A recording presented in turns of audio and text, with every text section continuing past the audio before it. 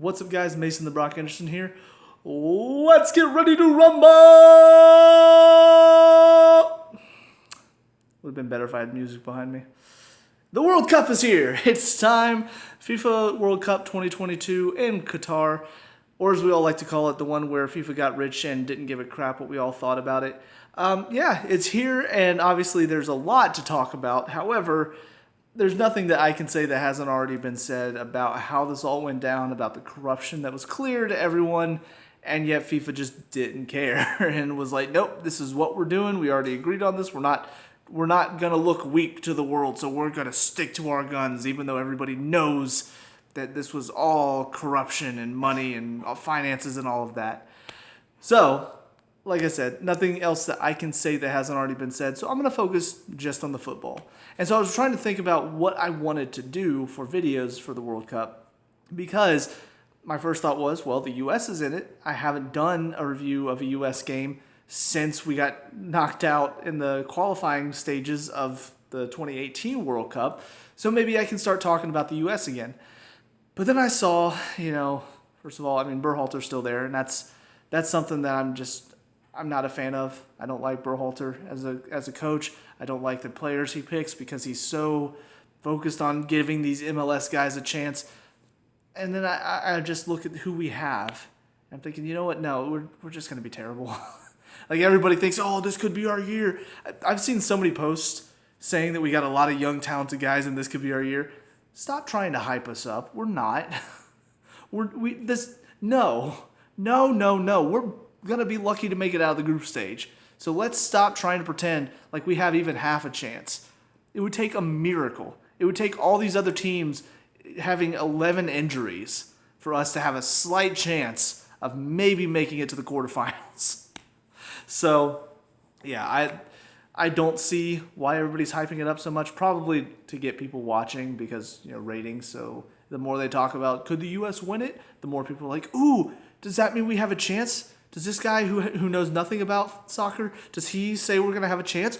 Then we have a chance. I'm going to believe him. And then they get excited and they watch and then they get disappointed because we can't even beat Wales. Anyways, so what I decided what I was going to do for videos is essentially go by round. So first games are all done now. And I'll do a video after the second round of games, the third round of games, the first round of knockouts, all of that. And just essentially break down, first of all, in the first video, I'm going to talk about my thoughts on the groups themselves and sort of what the first game did as far as the dynamics of the group and where I think things will end up.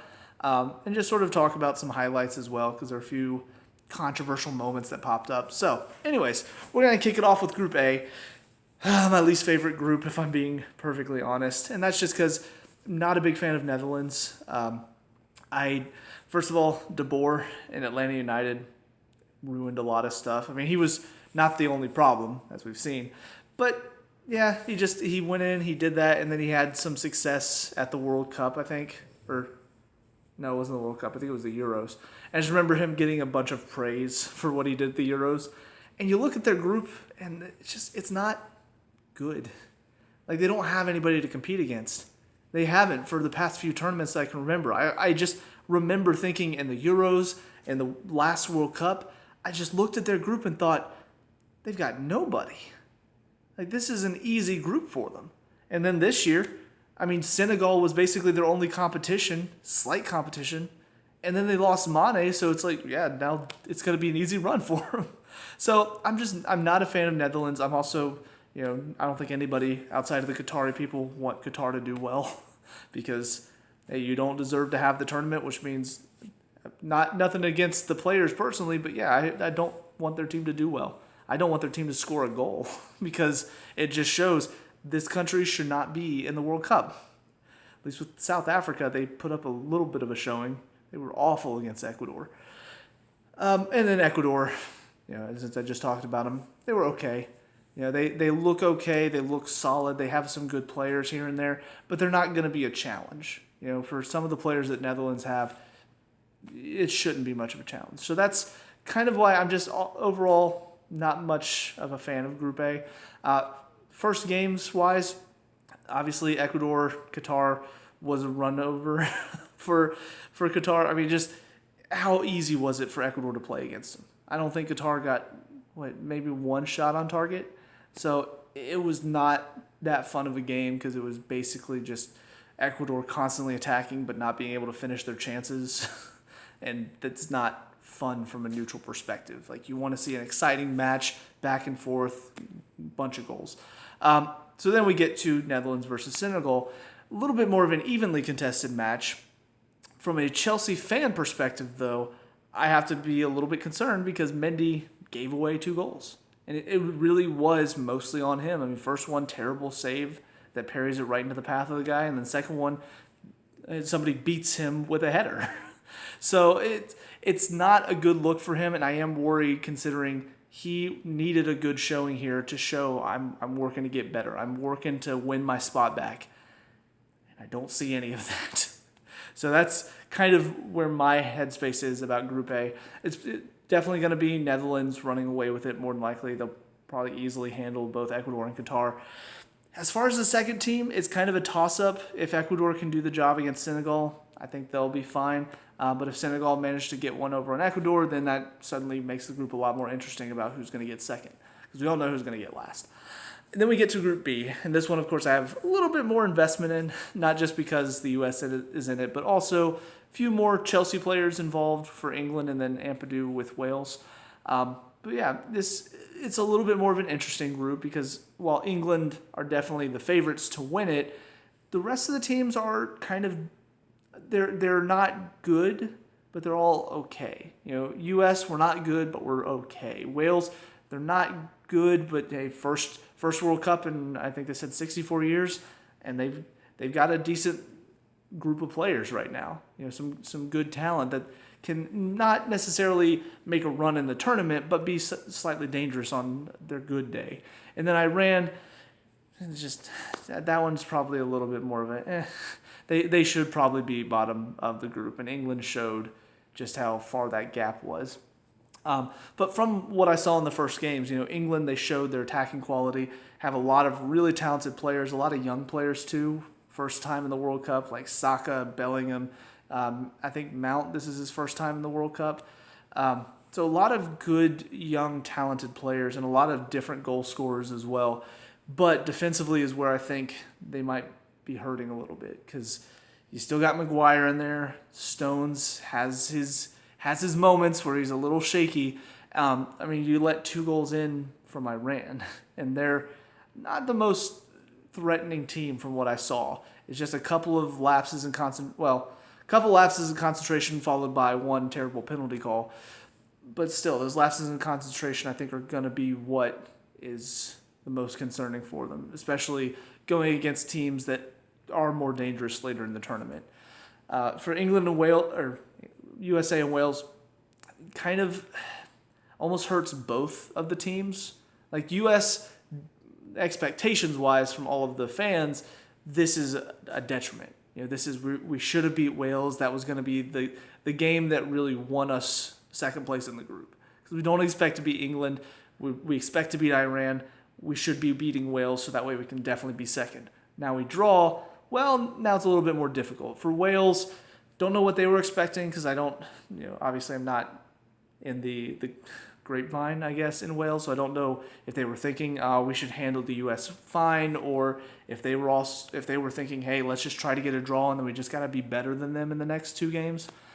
I don't know, but either way, it does make the next 2 games for both of these countries very interesting because probably both going to lose to England, but if either of them don't, well, now all of a sudden you got a little bit of a leg up. You know, from Wales, a little bit of an advantage. You know, they've got England last, which if England have already wrapped up the group by that point, if they beat us, they may not be really pushing to try to win the game against Wales, so maybe Wales can nip a point, which then puts them ahead of us.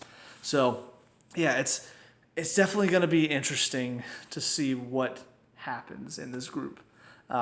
So a lot of fun, I guess, subplots and stuff.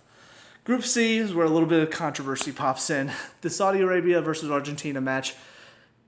I've seen all the articles. I've seen the pictures. I've zoomed in on the picture. I found both good and bad qualities of the pictures. I don't know what everybody sees. Because I've seen not just a couple, I've seen several articles. Oh, VAR made a mistake. He was onside. They used the wrong player. Here's the thing. I've zoomed in. You got two lines, right? You got this one is Martinez's shoulder, and this one is the Saudi Arabian defender's foot furthest back. You go down to the defender that is clearly playing him onside. His foot is even with this line, with the other defender. Now, I do see there's like a little mark that was made. I guess it's a VAR computerized thing. I don't know what it is. But it's not his foot, but blurry, it kind of looks like maybe it's an extension of his foot. So I don't know if that's what people are seeing, and they're like, oh, look at that. That's his foot. See, it's over the line.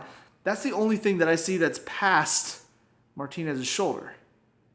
I look at his foot, and whether it barely crosses over the other line that's even with the defender, whether it crosses over that or not, it's kind of hard to tell because it is blurry. But I can clearly see there's green grass in between this line and this line where his foot should be if it were keeping him onside. And yet everybody's convinced, no, they made a mistake. I don't know. I don't know if people are just that desperate for Messi and Argentina to win that they're just in denial about what they see. But I've looked at that picture so many times. I'm just like, no, his foot's even with the other line. He's even with the other defender, which means the line that they drew was correct. So why are we still talking about it?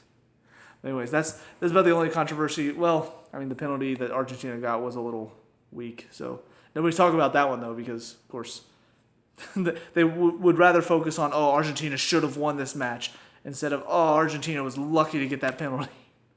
But what it really showed, and honestly this can be also applied to the other two, Poland and Mexico, it shows that one player doesn't make up a team.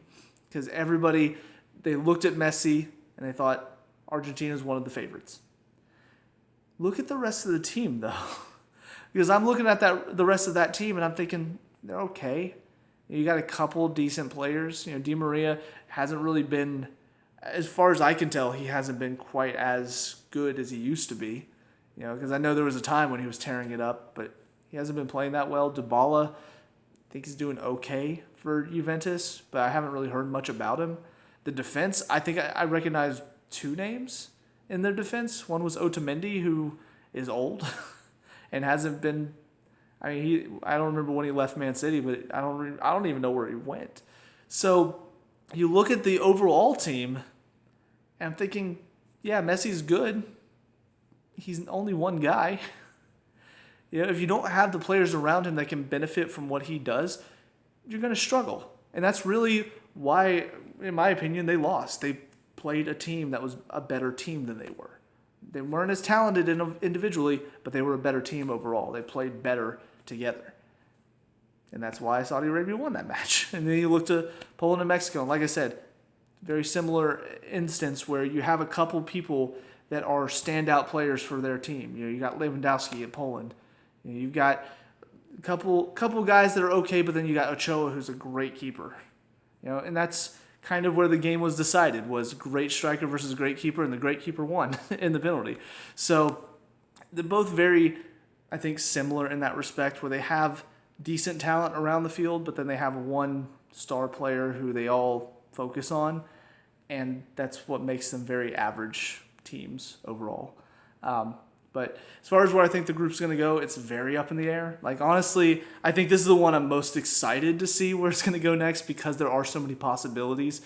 For Argentina, this was a game you should have won. This was a guaranteed 3 points that you didn't get. So now the next two are must-wins against two sides that are going to probably be slightly better than Saudi Arabia. So it's going to be a rough tournament for them, and then Saudi Arabia is probably flying high, 3 points they didn't expect to get. Meanwhile, Poland and Mexico are both sort of just somewhere in the middle, and neither of them really gained or lost anything. So they're both thinking, well, at least Argentina didn't win. That gives us a little bit of a boost. But yeah, so a lot of interesting plots going on there as well. Group D, this one's just not interesting at all. You've got France, top of the group, and that's where they're going to stay because everybody else in the group is super easy. Like they definitely got the easiest run of things, and I mean, I don't want to sound like it's a conspiracy theorist, but considering how much corruption was going on with this World Cup, what's all the talk been about? Oh, well, past champions, they don't make it out of the group stage. It's been a run of them that haven't made it out of the group stage. And all of a sudden, France gets the easiest group of the tournament. Interesting. But yeah, I mean, Tunisia, Denmark, Australia, all three easy games for them, in my opinion. So as long as they don't even have to play that well. They just have to at least, not screw up is basically all it is. And they didn't do that against Australia, so I don't expect them to against Denmark or Tunisia. They have enough, I think, quality. They are missing some players that are good, but they have enough quality in their backups, I think, that they work hard. They're kind of your workhorses in the team. And you've got some veterans, you got some youth as well. So all around, I think they're a pretty solid mesh of talent and experience. And I think that's why they were easily able to handle Australia. Tunisia and Denmark, honestly, for Denmark, it does put things a little in a hectic spiral for them because kind of like Argentina, Tunisia is the team you expect to beat. Australia kind of too, but definitely Tunisia. They're not a team that you really, honestly, I don't think I knew anybody on the team. So Denmark should be looking at that and going, you know what, that's the team we need to beat. We need to do okay against France, and then we should be handling Australia fine too. They draw here, now all of a sudden things are a little bit more worrisome. Against Australia, now you have to win that game. You have to hope Tunisia doesn't play well against Australia and get 3 points. It's going to be a difficult run for them now, so very interested to see how that group ends up unfolding. Group E, very interesting group. In my opinion, the group of death, because you got Spain, Germany, Japan, and Costa Rica, all of which on their day, pretty solid. Obviously, Spain and Germany are the favorites in that, but Japan and Costa Rica are not that far off. Now, I say that was my thinking before the start of the tournament. After the first round of matches, we see Germany not quite up to it. And I do think a lot of that comes down to, my Chelsea fan talking here. Havertz is not a number 9. You played him as a number 9, and it didn't work. They did not look that threatening going forward. They got their goal, and then Japan stepped it back up. They found the energy. They pushed hard. They fought, and then they got the 2 goals to reward them. So, yeah, it's going to be an interesting tournament for Germany to see, can they turn it around? Can they get out of the group stage from here? Because starting off with that result and that performance as well, it does, I think, send a little bit of a nervous energy throughout the camp that I don't know I can't remember if they play Spain next or not, but I mean, going into that Spain game, you see a Spain team that looked confident, they looked dominant, and you were just ripped apart at the end by Japan. Like they took it to you and they embarrassed you. It's going to be an interesting matchup there. Costa Rica, like I said, before the tournament, I would have said, oh yeah, they're one of those teams, they could hurt you if you're not paying attention. But watching them defend in that Spain game, I mean, I didn't watch the whole game, but definitely when you got into the second half, it was not entertaining because they were just. I watch my dad's not great at video games, so he plays FIFA on semi-pro. It looked like semi-pro defending on FIFA. You got guys running away from players, standing around watching. Spain played well. Costa Rica let them play well, is what it was. So at this point, I'm thinking, okay, so Costa Rica should be the team that doesn't win, maybe doesn't score in this group, which does make it interesting to see how all the points going to fall between Spain, Germany, and Japan. If Germany beats Spain and then Spain beats Japan, well, now that's 6, 6, and 6. Not a good number. But as long as they all handle the job against Costa Rica, well, now you've got 3 teams tied with 6. It's going to come down to some tiebreakers. Now it's going to be really interesting.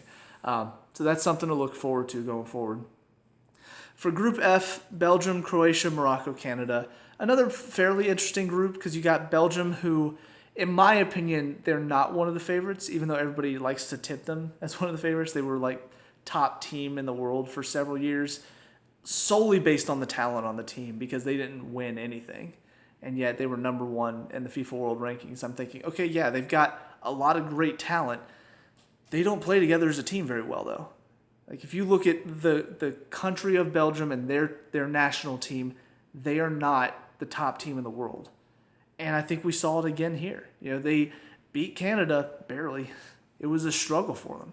Like they really had to fight, and Canada gave them some early problems. And I think honestly, they had the one. They won a penalty, I think, that Courtois saved. But then they had a possible penalty shot that wasn't even checked by the VAR, where Hazard passed it back to the guy, and he takes a touch. Belgian defender wins the ball, kind of. Mainly just gets a touch on it, though, and then studs come down on the top of the Canadian player's ankle. And VAR doesn't even look at it, and they call it offside, even though Hazard's the one that passed it back. So referees are all over the place. I'm just going to go ahead and say it. Referees have not been good this tournament. But yeah, it was a tight match, and Belgium did not have it their own way for a lot of the match, and they had one good breakthrough that scored the goal. So I think it's going to be another rough tournament for them. I think especially they've been able to rely on Hazard in some past tournaments to get them out of a tight spot. He's not the same player, and I think he even said so before the tournament. He's not that same level anymore. So now they've got to rely, obviously, De Bruyne, they've got to rely on him, which I mean, honestly, I think unless he's got somebody to serve it to, he's not really that effective. And they don't really have a striker like Holland or Aguero or who was the other one that was always on the end of his crosses? Jesus, honestly, like to get in on. So unless they have somebody like that, which I don't see that they do, I don't think Lukaku or Batshuayi are those type of strikers, it's going to be rough for them. And I'm curious to see how they do against Croatia and Morocco, because both of those teams are better than Canada, have a little bit more talent around the field than Canada. And I think it'll be a lot more difficult for Belgium, not just to get forward, but also seeing how shaky their defense was against Canada. For Croatia and Morocco, though, kind of a boring draw. Both teams, like I said, they have some talent around the field, but they just didn't really do much. It felt kind of almost like a nervous game between the two. Like they were kind of standoffish, trying to figure each other out. So hopefully, as they play together more, hopefully a bit more entertaining going forward, because I don't want to see boring 0-0 draws at all. And then we get to Group G. And honestly, these last two groups that played today, probably, they're not my least favorite. They're probably the least interesting, though. Like, I don't really hate these groups, but I'm also not really excited for these groups. There are a couple teams that I don't like, but I mean, they're sort of boring. You got Group G, you got Brazil, Switzerland, Cameroon, and Serbia. So Brazil obviously should top that group. I don't think they're as much favorites as everyone is claiming they are, because I look at a lot of their talent. Everybody's like, oh, they have the best talent in the world up top. I mean, yeah, the talent's okay. It's good. Got some good attacking players. Got some decent midfield players. And then have some solid defenders. So around the field, they're pretty well set up. But I wouldn't say they're favorites. They're up there. But everybody, the way they're talking about Brazil, it's like, oh, they're the top. They're so far ahead of everybody else, nobody stands a chance. Really? Are you sure about that? Because I look at a lot of these players, I'm thinking, hey, he's okay. A little overrated, in my opinion. I honestly think Brazil have some of the most overrated players in the tournament. So yeah, but ran away with it by the end of the Serbian game today, and yeah, kind of expected. Serbia managed to hold them off for a while in the first half, but as soon as that first goal went in, you're just kind of waiting for them to score more, because that's what the game felt like. It felt like it was just going to be a Brazil rout as soon as they could get the first one. Switzerland, Cameroon, kind of an up-in-the-air game. For both of these teams, honestly, for all three, Switzerland, Cameroon, Serbia, all three have a pretty solid shot of getting into second place, because they're all not terrible teams. None of them are low, in my opinion, as far as talent and teamwork and work ethic from what I saw. But it is just kind of a who's going to be best on the day, who's going to do the best against Brazil. Is there anybody that's going to manage to hold them to a draw? And then how are the points going to fall whenever they face each other? Who's going to have the better game? And today it was Switzerland over Cameroon.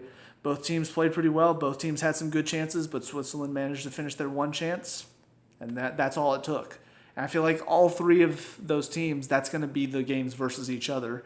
It's going to come down to who can finish that one chance that wins them the game. So that part of it will be interesting, and I'll be, I guess, excited to see how things work out there. But it's not like any of these teams I'm super excited to see more of. None of them are. I think there's two Chelsea players in that group. You got Silva at Brazil, and then you got Zakaria, who's not even really a Chelsea player, is a loanee. So, not really anything exciting there. And then you get to Group H. Again, just not that exciting. A couple teams that I'm not a big fan of. I don't really like Portugal because I think there are a lot of, again, overrated, but also just players I don't like Bruno Fernandes, Cristiano Ronaldo. Too many players that I think are punks and just not players I want to see because, in my opinion, their attitude on the pitch sucks. South Korea, I don't hate Son. I'm also not a fan of Son. And then outside of that, I don't really know anybody. And then Uruguay, Suarez. Does anybody like Suarez? He bites people. Who does that? And then Ghana. Ghana's just sort of, in my opinion, Ghana's just there. The other three, none of them are necessarily favorites for the tournament, but they're all good teams. They're teams that have quality and should perform okay in the tournament. Ghana, they got a couple here and there that are decent quality, but as a team, I don't think they're great. They did work hard today. I will give them that. The performance that they put in against Portugal, they didn't give up. And that's something that I got to give them credit for because we saw a couple other teams, Costa Rica, that just sort of gave up after a couple goals went in. Ghana didn't. They fought back. They got a goal to tie it up, and then even when they went 3-1 down, they still fought, got another one back, and then nearly tied it up from a mistake from Diogo Costa. I think that's his name at the end. So they at least have some fight in them, and I think that will be fun to watch. But I just don't think they have enough quality to top any of the other three teams. As far as, because South Korea, Uruguay both drew, so that's something that Ghana might give them a little bit more energy, like, oh, neither of them won, so that gives us a chance. As far as where I think this group is going to go, I think Portugal probably will end up topping the group just because, even though I don't like a lot of these players, they are talented. And Portugal typically does have a good team spirit about them, like they do play well together compared to some other teams that have a lot more talent than them. So I do expect them to top this group. Where it goes from there, again, it does kind of depend on how do the other three teams fare against each other. Does Ghana manage to have enough fight to overturn either Uruguay or South Korea? Does Uruguay or South Korea, do either of them manage to poke a point from Portugal when they face them?